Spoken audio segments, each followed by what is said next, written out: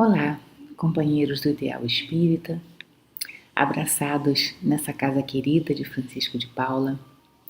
Que Jesus nos inspire nas reflexões desse momento, em que vamos conversar um pouquinho sobre a parábola do bom samaritano.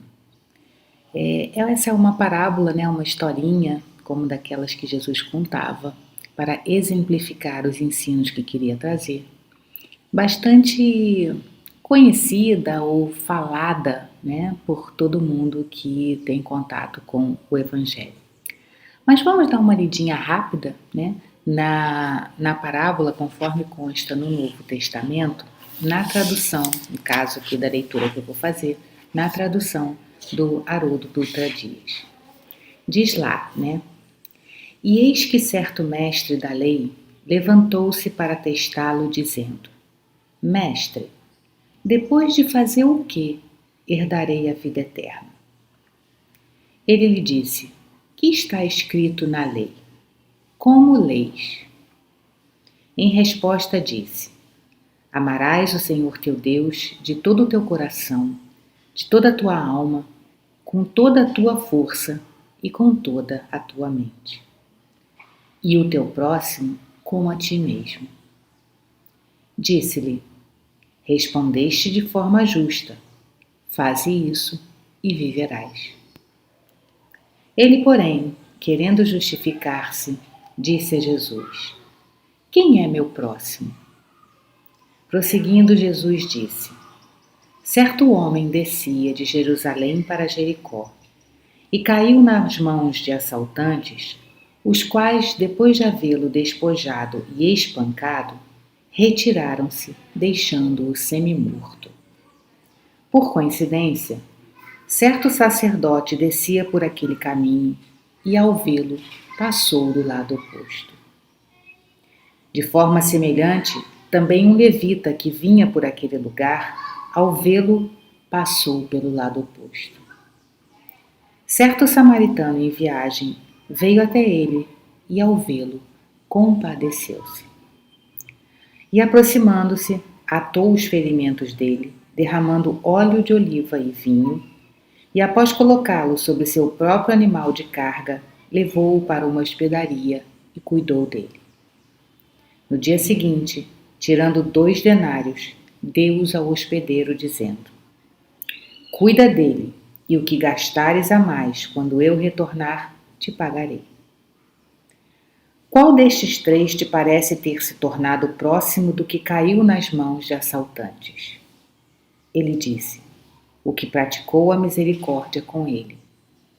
Disse-lhe Jesus: Vai e faze tu do mesmo modo. Então, assim, é bom a gente começar lembrando, que por que Jesus falava por parábolas? Primeiro porque era um primeiro contato com a verdade dele que ele trazia ao povo naquela época. Então é muito mais fácil a gente ensinar a partir da relação com o conhecimento do dia a dia. Quase como que a gente faz com uma criança, A criança aprende muito melhor através das historinhas que a gente cria dentro do reino que é a sua mente naquele momento, e aí ela absorve aquele conhecimento. Da mesma forma, Jesus usava essa abordagem não porque aquelas pessoas eram crianças, mas eram crianças do ponto de vista ainda do engatinhar naquele conhecimento daquelas verdades. Mas não é só por isso. Uma parábola é todo um conjunto de simbolismos. Então, a mensagem que Jesus dava através de uma determinada parábola, ela poderia ser cada vez mais aprofundada ao longo da história da humanidade, de acordo com o crescimento do entendimento da mente e dos corações daqueles que viessem a ter contato com aquela parábola. Então, assim, fica óbvio, para a gente, numa primeira leitura logo, que o ponto principal de Jesus aqui, o amar ao próximo, tem a ver com amar indistintamente, e que esse amor vem não de posições que tenhamos, mas vem da disposição de ajudar. Então, assim, a gente já percebe na parábola, né, que os personagens são o sacerdote, o levita, o samaritano e um homem. Esse homem não tem qualquer identificação. Esse que caiu em poder dos ladrões, ele não tem, a gente não sabe nada sobre ele, não sabe profissão, a gente não sabe de onde que ele vem, nada. Sabemos, entretanto, que o sacerdote era alguém considerado religioso. Religioso e justo, porque naquela época o sinédrio era o ponto de referência não só da orientação religiosa, como da aplicação das leis. Então, o sacerdote era aquele que supostamente deveria ter um conhecimento maior da religiosidade e da justiça. Os levitas eram os detentores do conhecimento, eram os estudiosos, né? Aqueles que, digamos assim, eram os filósofos nossos, assim, atualmente, né? Então, aquele que estuda todas as áreas do conhecimento humano para a aplicação, né, no crescimento do homem.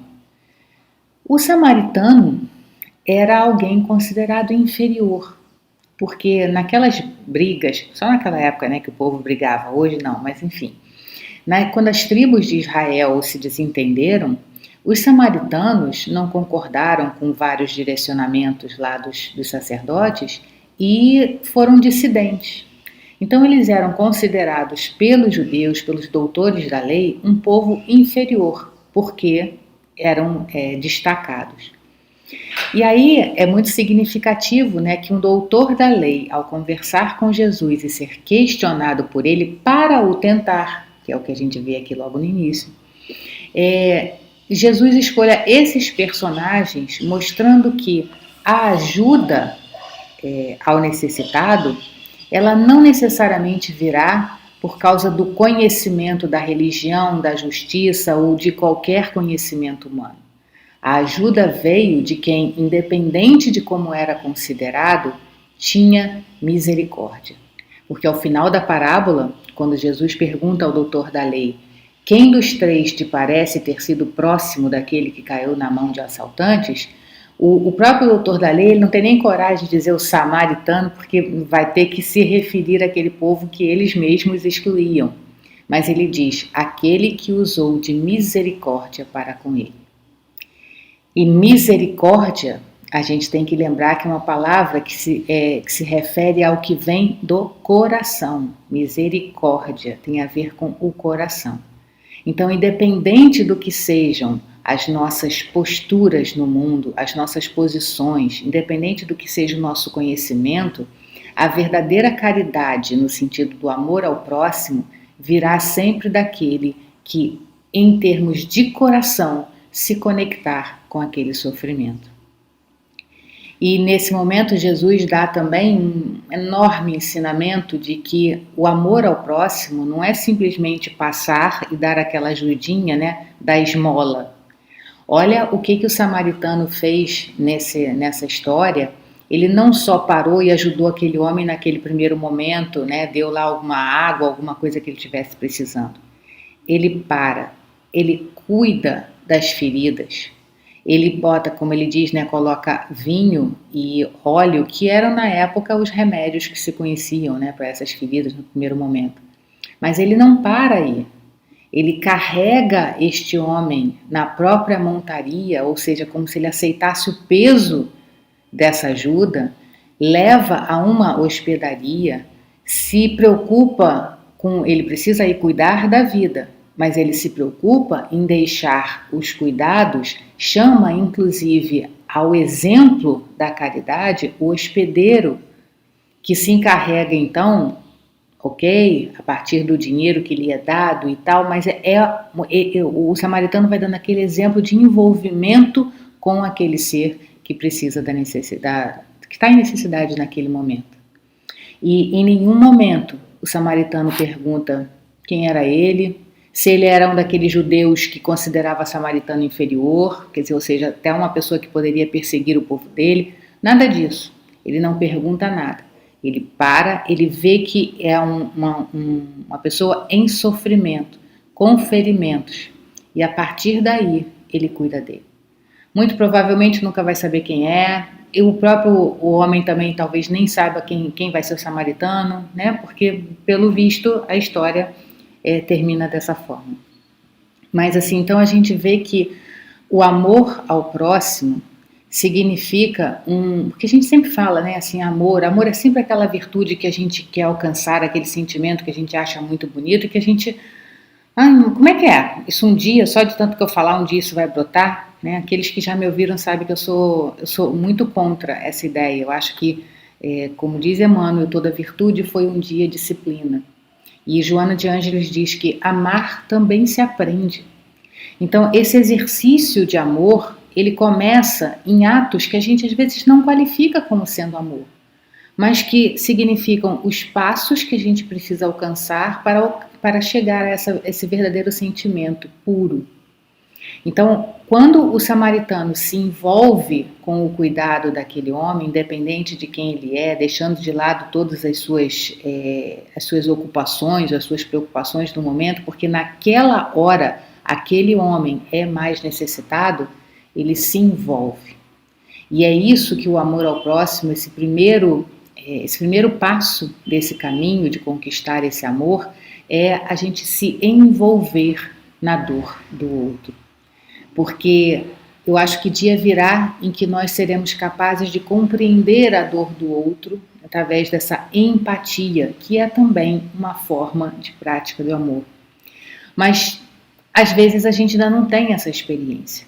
Então, mesmo que não seja ainda aquela coisa espontânea de compreender totalmente a dor do outro, de saber como ela é, mas a gente já consegue identificar que ele está em dor. Então, que a gente critique menos, do sentido de quantas vezes a gente olha alguém sofrendo e a gente diz, até usando erradamente o nosso conceito espírita, a gente pega e diz assim, isso aí é expiação, né? Alguma fez na vida passada e aí agora está sofrendo as consequências disso. O nosso papel não é o de ser o juiz. O nosso papel é o de ser o que ajuda, até porque quem sabe, se Deus não nos colocou no caminho daquela pessoa, no exato momento em que ela já pode se livrar da expiação. Porque mesmo que ela esteja, entre aspas, pagando alguma coisa, pode ser que ela já tenha terminado de pagar. E aí Deus nos coloca no caminho daquela pessoa para que sejamos nós a tirá-la daquela situação. E aí, se a gente não cumpre o papel nosso, quem é que incorre agora no próximo erro? Nós. E de qualquer forma, a gente precisa entender que o desenvolvimento desse amor é o que nos trará harmonia e paz como humanidade. Não é o que a sociedade decida em termos de implantação de leis ou de qualquer coisa nesse sentido obrigatório. É o que nós fizermos no desenvolvimento do próprio coração, no desenvolvimento das nossas próprias atitudes, que fará com que sejamos artífices na construção dessa sociedade melhor. E aí a gente então entende que a mensagem de Jesus é de que muito menos do que o entendimento do ensinamento é a vivência dessa misericórdia, é a vivência desse envolvimento com o sofrimento, com a gente buscar olhar para o lado. Né? O samaritano não perguntou ali, mas criticou no sentido de o que você está fazendo aqui, nesse caminho perigoso, sozinho, carregando bens. Que bens eram esses? Você é rico porque o ladrão te pegou? Né? E aí como é que você caminha sozinho? Não houve crítica. Ele parou e ajudou. O momento ali era de cuidar daqueles ferimentos, independente de quem fosse aquele homem. Mas como eu comentei, né, eu acho que a cada momento que a gente estuda uma parábola, a gente pode aprofundar o significado, né, os símbolos que existem naquela fala do mestre. Então, hoje em dia a gente sabe, né, muitos autores espíritas, e Joana de Ângeles está aí com uma contribuição assim, a gente não tem palavras, né, para agradecer a Joana de Ângeles o que ela nos trouxe em aprofundamento da doutrina espírita em relação ao nosso desenvolvimento psicológico. Toda uma série psicológica que existe da benfeitora, e ensinando-nos a irmos para dentro, a investigarmos em nós esse processo de autoconhecimento que é o que nos leva à transformação de fato. A nossa transformação moral não virá simplesmente do nosso conhecimento espírita ou de todas as elucubrações mentais que possamos fazer. Virá da nossa transformação moral. E é muito importante que a gente lembre que transformação, aliás, eu particularmente gosto mais da expressão transformação moral do que reforma moral. Porque quando a gente reforma alguma coisa, a gente muda o revestimento, a gente muda uma fachada, muda uma coisinha aqui, uma coisinha ali, né? E a gente faz uma reforma no nosso apartamento, por exemplo, o apartamento continua o mesmo e a gente muda, às vezes, alguma aparência. E muitas vezes no nosso processo de reforma moral, a gente se impõe comportamentos porque alguém disse que é correto, mas a gente ainda não internalizou aquele comportamento, aquilo não vem de dentro, aquilo ainda é uma prática exterior. Que tem lá o seu valor como disciplina em muitos momentos, ok? Mas o que é preciso é que a gente transforme. Transformar significa mudar de forma, como reforma, mas reforma é só mudar de forma. Trans significa alguma coisa além, alguma coisa melhor. Então, transformação moral significa a gente colocar a nossa forma de ser de uma forma mais elevada, por um aspecto mais além do que temos hoje. Então, assim, é claro que o chamamento atual é para que a gente possa ir para dentro. Não no sentido egoísta de ser, mas no sentido de se cuidar, de se analisar, para ver o que a gente pode, de fato, ir transformando nesse processo de conscientização de quem somos. E nesse sentido, se a gente trouxer a parábola do bom samaritano para dentro, a gente precisa, por exemplo, ver um simbolismo que existe nessa parábola, que é quando Jesus começa, ele diz, um homem que descia de Jerusalém para Jericó. Bom, Jesus podia ter dito um homem que estava na estrada, né? Qual é a importância de Jesus mencionar que a estrada era de Jerusalém para Jericó e de que o homem estava indo no sentido de Jerusalém para Jericó? Então a gente precisa ir ao contexto histórico e identificar que Jerusalém era tido como uma cidade sagrada. E Jericó era o contrário. Jericó era tido como uma cidade amaldiçoada. Por uma série de questões judaicas lá que não dá pra gente ir, né? O nosso tempo aqui não permite. Mas assim, a gente entende então que Jesus faz referência a um homem que ia da cidade sagrada para uma cidade amaldiçoada. Simbolicamente falando, seríamos talvez nós nos afastando desse sagrado e indo em direção ao amaldiçoado. Simbolicamente falando, seríamos nós nos afastando daquilo para o qual fomos destinados na criação. O sagrado é tudo aquilo que é divino. Então, toda aquela proposta de progresso que Deus colocou desde a nossa criação como centelhas divinas a nos desenvolvermos pelos próprios passos, e o amaldiçoado como sendo aquele afastamento desse sagrado, quer dizer, ou seja, aquela vida material, aquela vida por ela, por si só, aquela vida de vícios, né, que não nos ajudam nessa caminhada. Então, ou seja, o homem estava se afastando do sagrado e indo em direção ao não sagrado, né? Talvez a essa vida de vícios que a gente, ou de apego à materialidade que ainda nos perpassa. Ao fazer esse trajeto no sentido contrário, ele é tomado pelos assaltantes, ou seja, aqueles que nos tiram tudo o que temos, aqueles que nos deixam ferimentos, aqueles que nos tomam de assalto. Então, assim, simbolicamente, dentro de nós, talvez isso represente Aqueles momentos em que o nosso orgulho, o nosso egoísmo, porque estamos nos afastando do sagrado, o nosso orgulho e o nosso egoísmo nos tomam de assalto. Só que no que eles nos tomam de assalto, eles nos deixam ferimentos. Aqueles ferimentos que são as mágoas, os ressentimentos, os sentimentos de culpa, porque na hora que, olha como é que, né, o símbolo existe, né? A gente cai em si. Quando a gente cai em si, a gente cai. E no que a gente cai, dói, machuca. Então, cair em si é um processo que é necessário, mas que naquele momento é doloroso, que nos deixa aqueles ferimentos.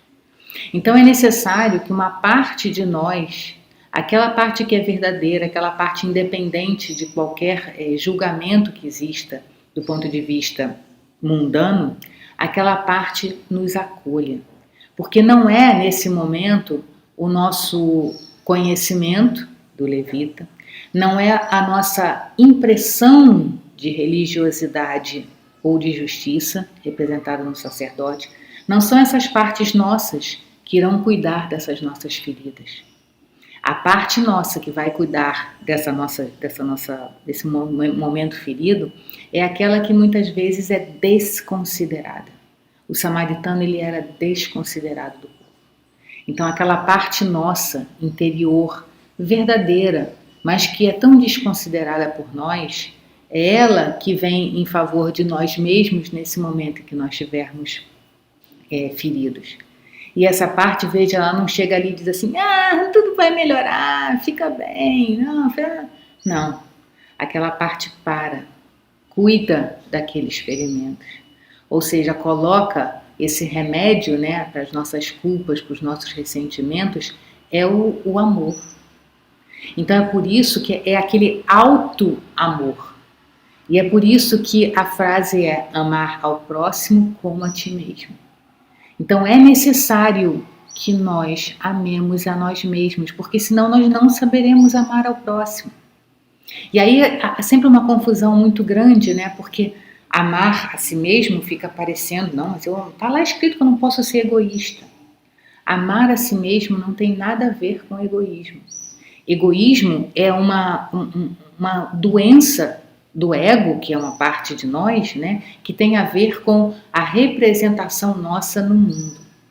Amar a si mesmo significa aquela coisa interior de reconhecer que eu posso ainda cometer vários erros, mas eu estou no caminho da tentativa. Eu sou filho de Deus, eu sou criação divina, né? O Mileco tem uma música muito legal, né, quando ele diz, Deus gostou de criar você. Então, a gente precisa lembrar que se nós somos produtos divinos, nós somos perfeitos, nesse sentido do valor. E somos perfectíveis, ou seja, aí entra a nossa ação de desenvolvimento das virtudes que nos esperam. Então, assim, é preciso que a gente coloque o auto-amor em cima daqueles momentos em que nós sentimos tanta culpa, tanto ressentimento. Mas precisamos lembrar que essa culpa, esse ressentimento, eles vieram porque nós nos deixamos assaltar pelo orgulho, pelo egoísmo, por tantas outras atitudes e sentimentos que nos afastaram do sagrado. Então é preciso que nessa hora a gente vá para a hospedaria. A hospedaria é um lugar de acolhimento. Então a gente precisa parar, aquela parada, né? Quando a gente está viajando e para na hospedaria, no hotel, a gente para repousar e continuar a viagem no dia seguinte. Então a hospedaria aqui pode representar aquele momento em que a gente precisa ir, o nosso auto-amor tem que nos levar a esse momento de reflexão, a essa parada, a esse refazimento de forças, para que sejamos capazes de empreender no dia seguinte, né, já um pouquinho melhores. É um processo, a gente não vai fazer, a coisa não é automática. Então a gente faz aquela reflexão, a gente cuida desses ferimentos, a gente se entende nesse processo de autoconhecimento. Para quê? Para que a gente possa sair da hospedaria e começar o caminho inverso. A gente tem que ir de Jericó para Jerusalém. A gente tem que de novo abraçar o sagrado que existe em nós, na nossa proposta, que na verdade é a proposta de Deus para nós de desenvolvimento, desde o momento de centelha divina até sermos espíritos de luz.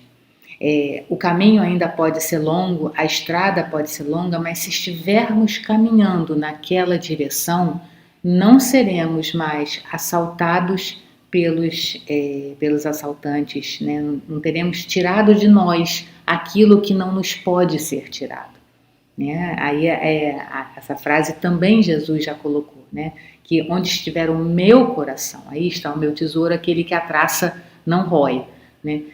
E veja que na hora em que o samaritano vai acolher o homem, a descrição é de que ele foi pego pelos assaltantes, que levaram tudo que ele tinha e o deixaram semi-morto.